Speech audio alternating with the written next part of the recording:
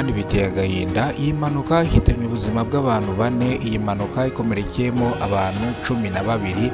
Iyi mpanuka ibaye kuri iki gicamunsi. Iyi mpanuka irijije abanyarwanda benshi cyane, abandi barwara imitima. Iyi modoka yari irimo iva mu karere ka Nyamagabe izanye ibintu hano mu mujyi wa Kigali.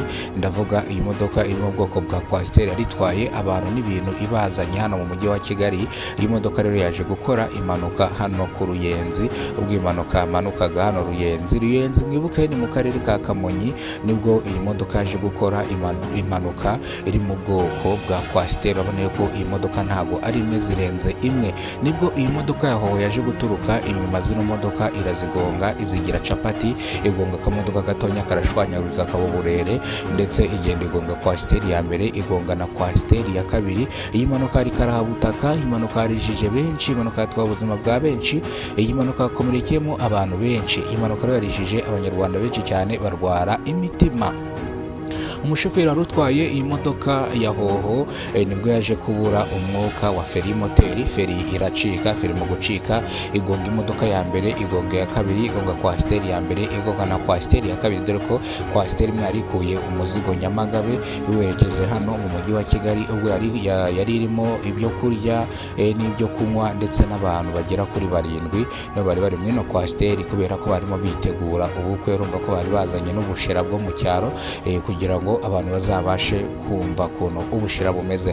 Nibwo rero iyi mpanuka yaje kuba, abangaba bari bagiye mu bukwe, hakomerekamo 4. Ku bw'amahirwe ntawapfuye, ariko iyi modoka ntonya yari Ravafo umwaka wa 2024 yari Ravafo yagonzwe ihita ihinduka capati, iracikagurika, cyangwa nk'uko ubibona kuri kamera za Kidasama TV Rwanda. Urabona yuko yangiritse bikomeye cyane, yangiritse bikaze. Rero iyi mpanuka ibaye ku iki gicamunsi ku itariki zisanga 25 z'ukwezi kwa gatatu umwaka wa 2026. Iyi mpanuka ibaye mu ntanga mu masaha ya saa 10 z'umugoroba. Iyi mpanuka yarijije abanyarwanda benshi cyane, iyi mpanuka yarijije abaturage.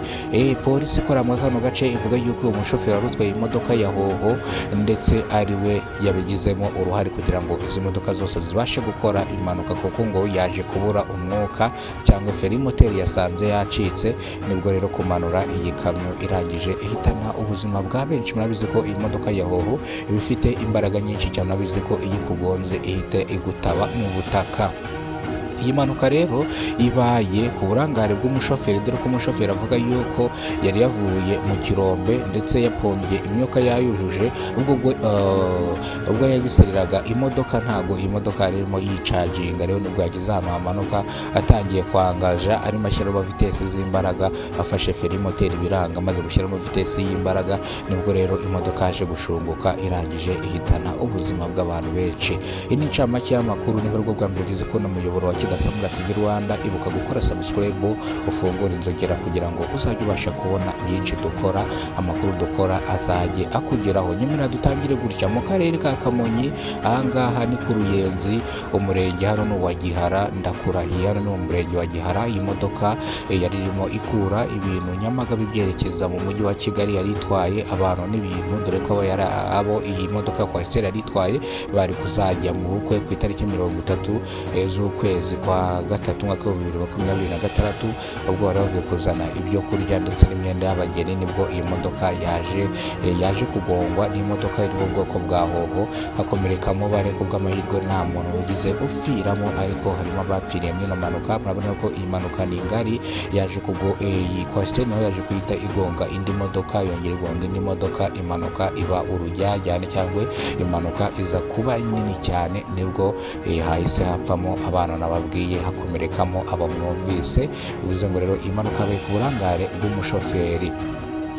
uyu mushoferi yahise yirukanka aracika kugeza izi saha uyu mushoferi arimo arashakishwa akibona yuko amaze gukora amahano yahise asohoka mu modoka arirukanka dore ko nta kintu yabaye. Ndavuga uyu mushoferi arutwaye iyi modoka iri mu bwoko bwa hoho yahise ava mu modoka arirukanka, abandi basigara birwariza.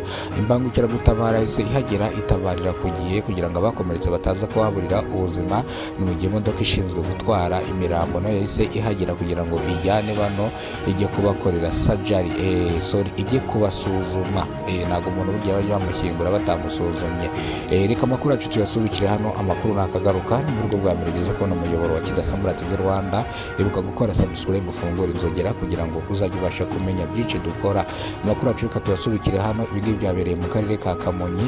Ibingibi byabereye ku iki gicamunsi mu masaha ashyira saa 10 z'umugoroba niho byabaye. Kora subscribe rero kugira ngo uzajye umenya byinshi dukora, umenye amakuru dukora hano mu gihugu cy'u Rwanda kandi yizewe. Ndabakunda, Imana ibahe umugisha, ibarinde, ibahereze ubuzima buzira umuze.